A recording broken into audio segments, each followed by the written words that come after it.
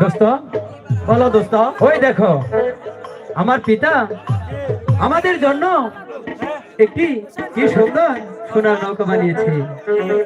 চলো দোস্ত আমরা ওই নৌকায় চড়ে এই সাগর জলে ঘুরে বেড়াবো। তাই চলো দোস্ত আমরা এখন নৌকায় উঠে বসি। তাই চলো দোস্ত। দোস্ত বলো একটি গান ধরো। গান ধরবো? হ্যাঁ দোস্ত। কি হলো?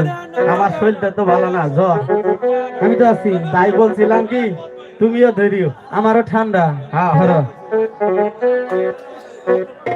আল্লাহর নামটি মুখে লইয়া রে, আল্লাহর নামটি মুখে লইয়া রে, নবীর চরণে